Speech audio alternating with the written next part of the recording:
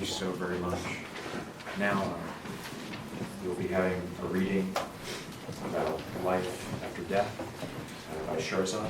Just before that we have that reading, I would just ask everyone, in case we have a few more friends come and join, and thank you so much for being here with us today, to just silence your mobile phones. And so thank you so very much.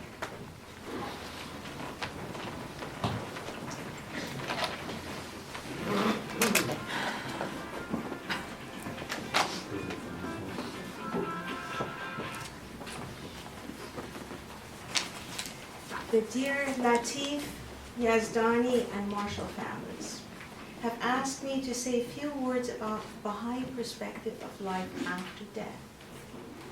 I would like to share with you a few glimpses of what I have learned in my study of the Bahai writings, which our dear brother Shahid believed in as well. Being in healthcare, I have had the opportunity to see the human body close up and inside out. What I noticed as a student dissecting is that the deeper we went below the surface of the skin, the variations and the differences became less obvious, regardless of race, religion, nationality, gender, socioeconomic status, or lifestyle choices. However, there was a clear order to where the organs were placed, the cells functioned. None assuming a position of predominance. They all worked in harmony, benefiting from the labor of the other, while giving back in their own way. So, what makes humans? What makes us different and unique compared to the rest of creation? What do we have that's unique to us compared to the rest of the animal kingdom?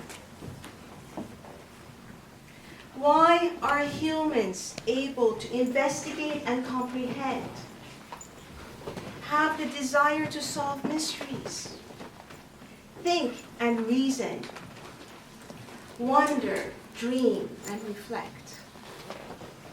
Could the answer be the soul?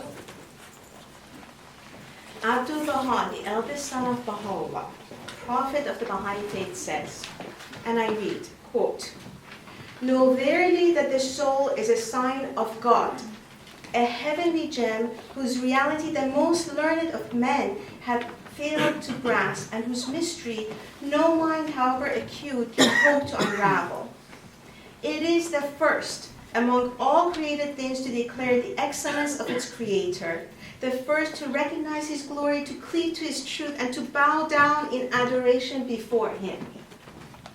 Baha'u'llah says, "And now concerning thy question regarding the soul after its survival after death.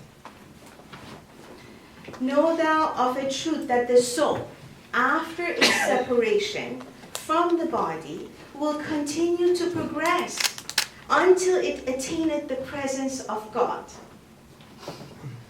And Abdul Baha says, "The difference and distinction will naturally become realized between all humans after their departure from this mortal world.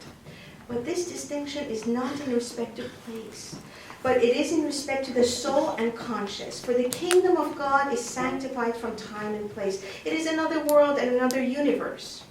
But the holy souls are promised the gift of intercession. And know thou for a certainty that in the divine worlds, the spiritual beloved ones will recognize each other and will seek union with each other, a spiritual union. Likewise, a love that one may have entertained for anyone will not be forgotten in the world of the kingdom. Likewise, thou wilt not forget there the life that thou hast had in meeting. Being a mother of 3, I have had the bounty of witnessing the process of conception all the way to birth.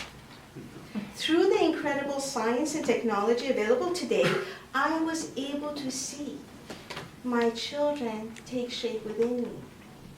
They were unable to see me.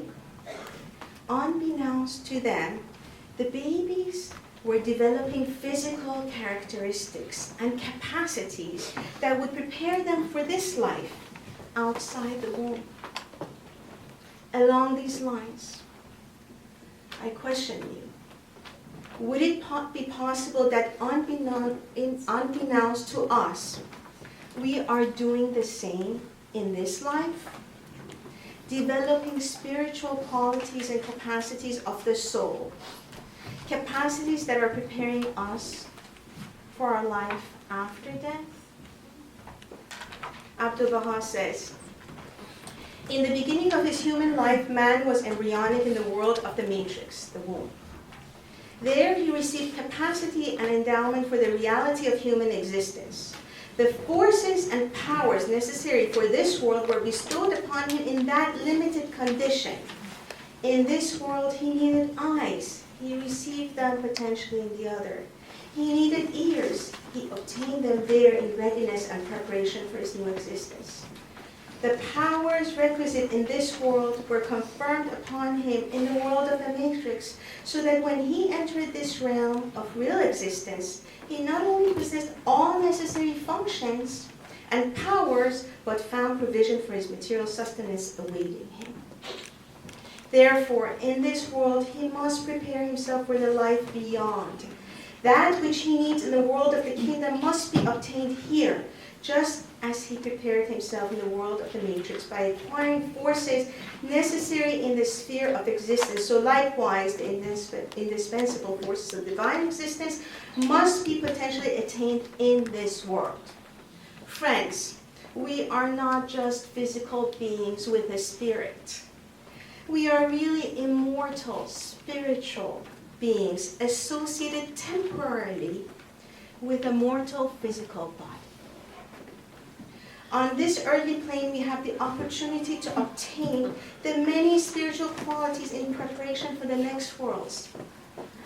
Like Shahid did, with his generosity, kindness, love, and so on, that you all know. Let me conclude with this beautiful passage from Abdu'l-Baha. Quote, to consider that after the death of the body, the spirit perishes is like imagining that a bird will be destroyed if the cage is broken, though the bird has nothing to fear from the destruction of the cage. Our body is like the cage, and the spirit is the bird. We see that without the cage, this bird flies. Therefore, if the cage becomes broken, the bird will continue and exist. Its feelings will be even more powerful, its perceptions greater, and its happiness increased. It was a blessing to know Shahid. Thank you. Cool.